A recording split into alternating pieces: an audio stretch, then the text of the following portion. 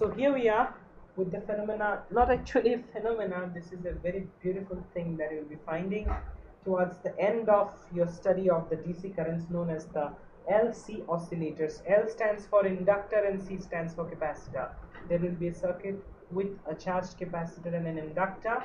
We will see that current flows from the capacitor to the inductor and then ceases to flow, then changes its direction as if it is now flowing from inductor to capacitor, and it goes on almost forever if there is no resistance in the circuit.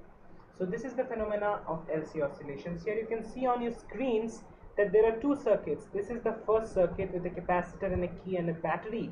And this circuit is just because of the fact that we want to charge the capacitor so that we can use it in the second circuit to cause the LC oscillations to happen. So this is what is going to happen now.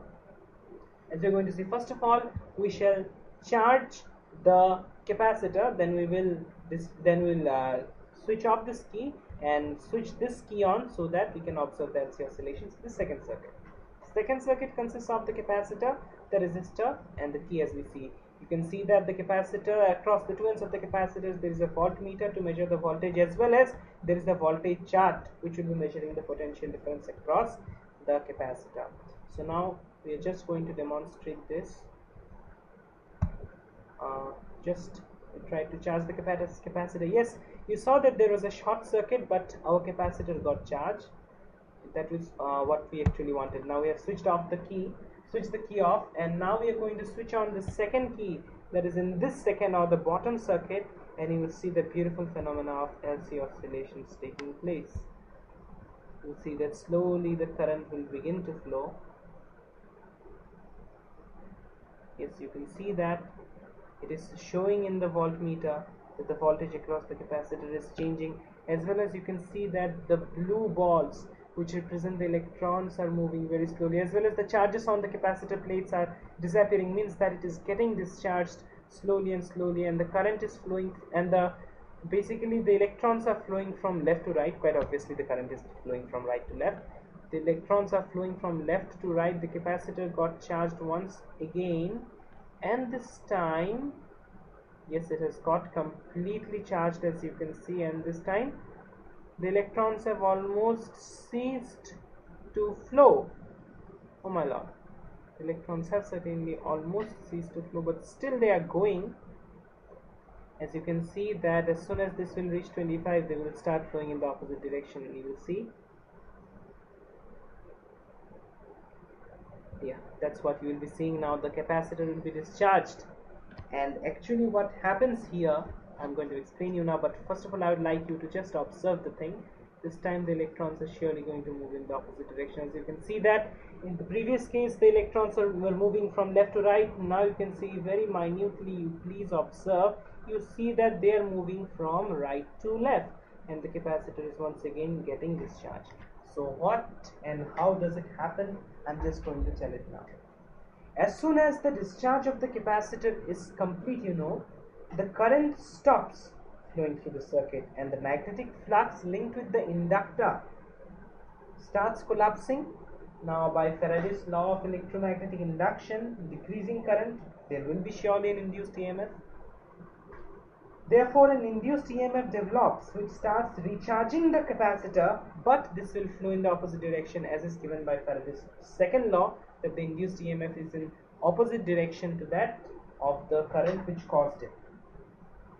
This recharging is also opposed, and hence it takes some time to get recharged. You understand that? This recharging means again increase of current through the inductor. Again this will be opposed, so it takes some time again to charge the condenser or the capacitor.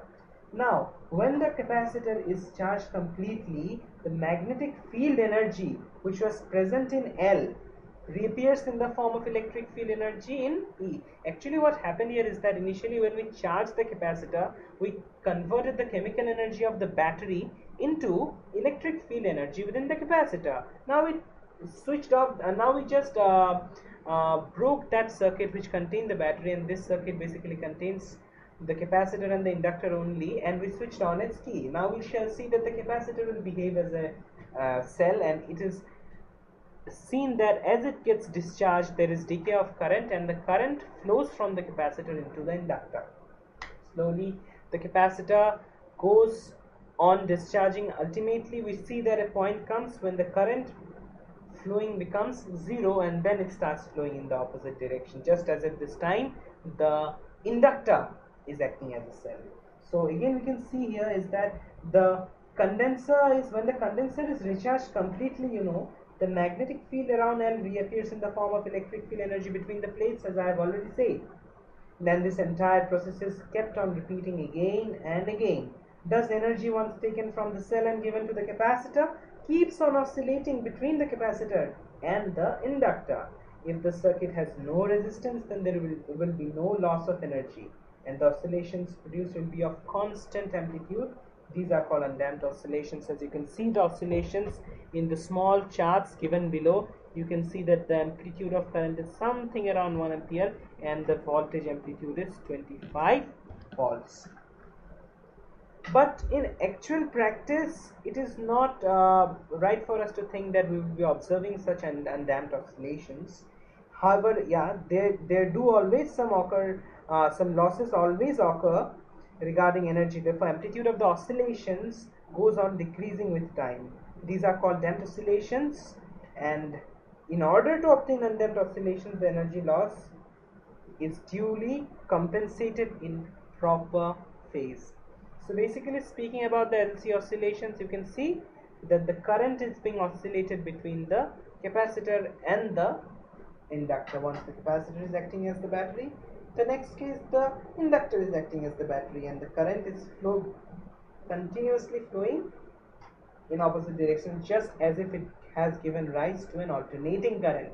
That is the most important part to it of it, that without an AC source we are able to create an alternating current. Here you can see the graph says it's sinusoidal in nature. So see, without an AC source of any kind we are producing an alternating current. That's it.